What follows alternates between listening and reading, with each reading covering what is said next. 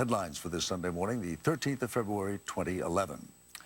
And we begin with the latest from Egypt. Egypt's military leaders have dissolved parliament and suspended the nation's constitution. That as opposition leaders are pressing the army to release political prisoners. The opposition also says it's at work on proposals for a transitional government. Here's more from Terry McCarthy in Cairo. This morning, soldiers who are mostly not carrying guns urged protesters to leave Tahrir Square and let life return to normal. Only a few resisted, and for the first time, cars could drive through the square again. The protesters want former President Mubarak to give back billions of dollars they say he stole. Also, they want an end to the 3-decade-old state of emergency. We want the emergency law. We want to cancel this law immediately. The military is now firmly in control of the government. It promises to hand over power to civilian rule, but has not said exactly when that will happen. And so far, no obvious civilian leaders have emerged. Meanwhile, in much of Cairo, people went back to work, where in some offices they began taking down the portraits of the only president they'd known for 30 years. Even as the protesters finish cleaning up this square that they occupied for 18 days, everyone here knows that the process of political reform is only just beginning. For Sunday Morning, I'm Terry McCarthy in Tahrir Square, Cairo. Here at home, tomorrow President Obama will unveil his proposed 2012 budget. There'll be some cuts in federal spending, we're told, although nowhere near what some Republicans say is needed. The Conservative Political Action Conference came to an end in Washington yesterday with a straw poll of likely GOP presidential candidates. Texas Congressman Ron Paul finished first, followed by former Massachusetts Governor Mitt Romney. The government of Malaysia has labeled Valentine's Day a trap. Officials there are warning against romantic gestures like dinner dates, roses, saying that sort of thing can tempt young people into indecent behavior. Now the weather. At long last, something of a thaw is taking hold across the country. Temperature. The road ahead in Egypt is still an uncertain one. But the Egyptian people could hardly have been more enthusiastic in their hope that it will lead to democracy. Martha Teichner and Elizabeth Palmer share our cover story this morning. We begin with Martha Teichner. In Tahrir Square, they celebrated the victory handed to them when Egypt's military took control on Friday. Finally, we get our freedom! But are they really home free? Or is this just a lull before the next Mubarak strong-arms his way into power? Is the military capable of steering the ship to a real democracy? That is the biggest question in Egypt right now. Stephen Cook is an expert on Egypt's military at the Council on Foreign Relations. History suggests otherwise, but there are millions of people in the streets of Egypt demanding that. In its 5,000-year history, from the pharaohs right up to the present, Egypt has had one authoritarian ruler, conqueror, oppressor after another. The Assyrians, the Persians, Alexander the Great, the Romans, Napoleon. The Ottomans, the French, the British. In 1919, the Egyptians rose up in protest, even women, just as we've seen these last 3 weeks. And for the briefest of periods, the country inched toward democracy. It wasn't entirely as we would describe a Western democracy. Princeton professor Daniel Kurtzer is a former U.S. ambassador to Egypt. But there were political parties and there was a debate. It was under the tutelage of a king. The experiment lasted 30 years, until King Farouk, more interested in his lavish lifestyle than in governing, was overthrown in a military coup. In Egypt, exiled King Farouk's famed Kuba Palace is open to the newsreel camera, revealing scenes of fantastic luxury and garishness. As the Farouk dynasty came to an end in 1952, the military took over and was seen in the first instance as a new form of legitimizing power in Egypt, welcomed very heartily by the masses. Sound familiar? Gamal Abdel Nasser, one of the coup leaders, came to power in 1954 and established what became an autocratic military dynasty. All of Egypt's presidents have been military officers. Their legacy, stability, but at a high price. When Nasser died in 1970, his successor, Anwar al-Sadat, won the Nobel Prize for making peace with Israel, but resorted to repression at home to crush political turmoil. Sadat saluted as the various units passed in review. Sadat was assassinated in 1981. The man at his side that day was Hosni Mubarak, who immediately imposed a state of emergency, which is still in effect.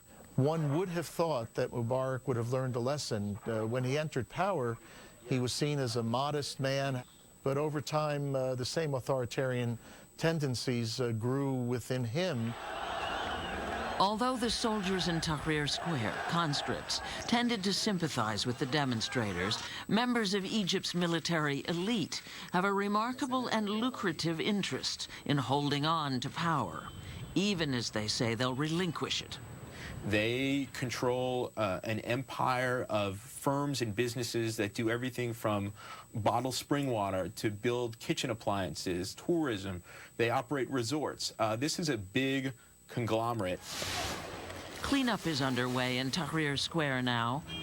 But of course, it could become Revolution Square all over again if Egyptians aren't satisfied that genuine democracy is coming. The diehards in Tahrir Square, when everybody sobers up after this wild celebration with Mubarak leaving power, will be very concerned and quite distrustful of a military establishment that has been in bed with Mubarak and has a vested interest in the status quo, in particular the economic status quo of the country. Because these people have their own vested interest in the 18-day uprising that could turn out to be a true revolution, 5,000 years in the making. This is Elizabeth Palmer. It's spreading. Fired up by Egypt's revolution, protesters heavily outnumbered by riot police marched through Algeria's capital on Saturday to demand democratic reforms. And in Yemen, too, police beat demonstrators calling for the ouster of their president. What we want is to demand the rights of all the people and overthrow the regime. The president must leave, just like Hosni Mubarak and the Tunisian president. The Middle East was the exception. Nothing ever seemed to change there. Well, change has now come to the Middle East. It will never be the same again. That's the hope of reformers and the fear of repressive governments all over the region, according to Martin Indyk of the Brookings Institution. In places like Yemen, potentially in Jordan, Algeria, there you have leaders who do not have the legitimacy that grows out of a free and fair election, and who have systematically, in one way or another, failed to meet the needs of their people. And so that's the combination that has to be very worrying to those leaders. Not only to them, but also to the leaders of Western governments, especially the United States, allied with Israel. Hosni Mubarak's police state was on the U.S. side, too, keeping peace with Israel for 30 years. But free and fair elections in Egypt could change the whole equation, says John Alterman of the Center for Strategic and International Studies. I think it is likely that a more democratic Middle East will be a Middle East where more Islamic voices are heard in politics. And Islamic voices in politics talk about being more hostile toward Israel and cooperating less with the United States. I sat down with Dr. Rashad Al-Bayoumi, Deputy Director of the Muslim Brotherhood, which for the moment anyway says it does want to keep peace with all of Egypt's neighbors. Will you protect or work to protect peace with Israel? Yes, we will preserve the peace with Israel, he says, but only if they give up the tragedies that they are perpetrating against the Palestinians. Egypt's interim rulers, too, say they will respect the 1979 peace accord with Israel, something that comes as a relief to Israel's government. Spokesman Mark Regev. Israel welcomes the statement from Egypt that the military government intends to honor the peace treaty. That's for now. Bye-bye, Mubarak! But politics in Egypt are going to move fast as factions battle for power in the political space wrenched open by these protests. The dust hasn't begun to settle. And how that dust settles will partly determine whether this is an inspiration to people or a cautionary tale. This uprising was powered by the youth who had peaceful, even noble goals. But in the words of Thomas Jefferson, the generation that commences a revolution can rarely complete it. And that, in the case of Egypt, is the danger.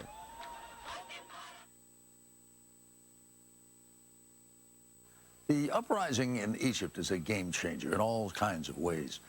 Award-winning columnist Mona Eltahawy has our Sunday morning commentary. Hello, I'm an Arab and I toppled 2 dictators in 1 month. Those were the words of a young Arab celebrating on Friday the resignation of Hosni Mubarak, who ruled Egypt for 30 years. Mubarak stepped down just weeks after an uprising in Tunisia toppled Zain al-Abidin Ben Ali's dictatorship. But Egypt's peaceful 18-day revolution didn't just bring down a dictator.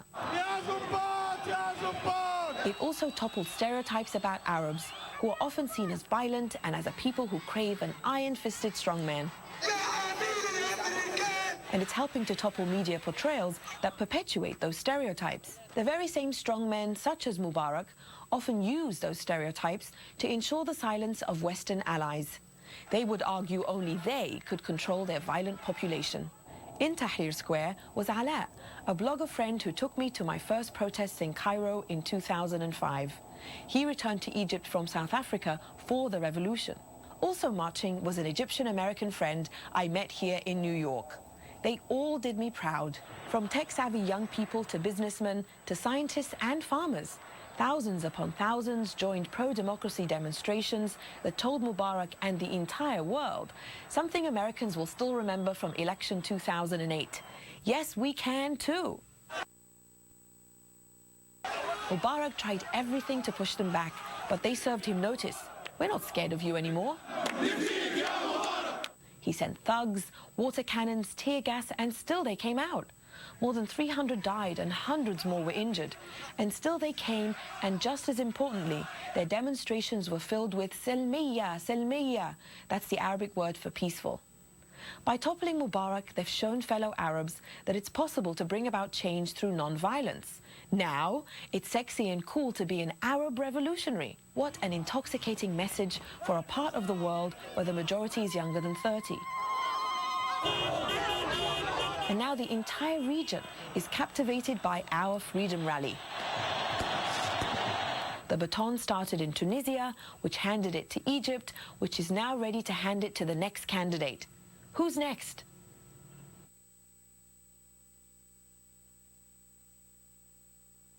This is from 1797. Ahead for the love of Valentine's. On Face the Nation, Egypt, the road ahead. Bye-bye, Mubarak! We'll go to Cairo to look at events of these past 19 days and hear from our correspondent there. We'll talk to one of the men who'll be negotiating reforms with the military, opposition leader Ahmed Zewail.